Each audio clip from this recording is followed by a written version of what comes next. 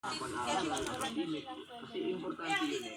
Kaya dito, ito ay pagpapaalala reminder sa ating lahat na may mga pagkakataon kasi Maria Orel na pagka nakatapos na at medyo marami nang nalalaman, minsan ayaw na makinig, ayaw na magpaturo. At talaga, minsan ito na i-encounter natin madalas sa mga, kahit sa mga binayaran nila din sa mga kausap. bata ay nakatapos na Ako pag-aaral. naman kasi, madali akong kausap, madali ka magbayad. Ang alam nila ay mas lamang na doon sa mga magulang.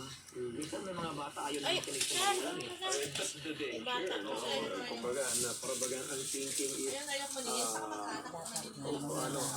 I am more than you. Yun, parang gano'n na, di ba? Mas higit na ako sa'yo. Hindi, dapat kung nanalo siya, binayaran niya. Kaya, hindi, talaga ng tenyo sa sweldo. Eh, tingnan natin. Eh, tingnan natin. Eh, tingnan natin. Mga gano'n na.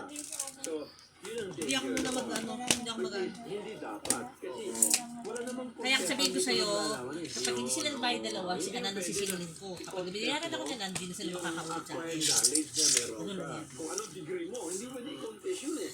Hindi yung pare-pareho na, halimbawa, kung ano yung tinatawag na karera ng buhay mo, hindi mo pwede na iparehas lahat eh. Kaya nga may kanya-kanyang degree yun eh. Di ba? May kanya-kanyang kurso. Di ba? May kanya-kanyang tinatawag na kung saan ay sabihin natin na ino-offer na mga kurso. Depende kung ano yung sinatawag dito. Alam mo, meron Bakit ba naman nagtatagin mo na naman ng pencil case?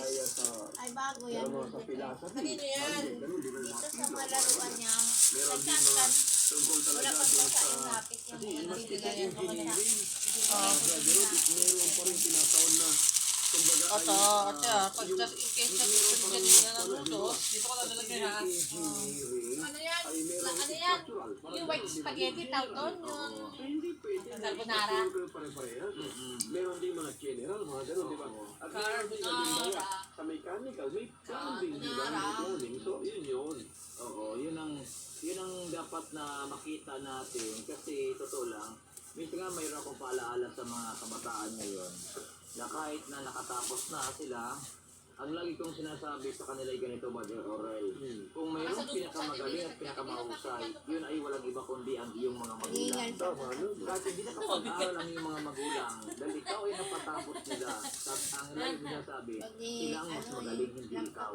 So, ibig sabihin, at tinutukoy ko yung bata na nagtagumpay sa pag-aaral. Kasi minsan, Saka din bumili may ng mga gamot. pagkakataon Kaya kasi naman na sa kanya, kapag eh. natuto Nasa na pa, ang mga nasa anak nandiyan na sa at saluban, meron kung pabalikin ng minamaliit ng na Mercury. yung mga magulang. Para bagang, sino ka ba? Ako na lang bumili, saka sabi ko, Ang patikuha na lang danger dito. pa niya, Brother Rod, lalo, ito naman, hindi naman natin i-general kasi saludo ako sa mga anak na talagang grabing pag-embrace sa mga magulang nila na lalo kapag alabas yung walang natutunan o walang alam, hindi naka-acquire.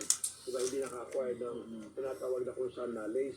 Yung mga minsan tao na porque halimbawa, hindi nakatapos yung kapwa nilang minamaliit. Ayun, Kaya ang pinaka-masaklap nito, kapag yung anak mo na napagtapos mo, mamalitin ka na magulang. Ayun ang sakit. Oo, kagabi.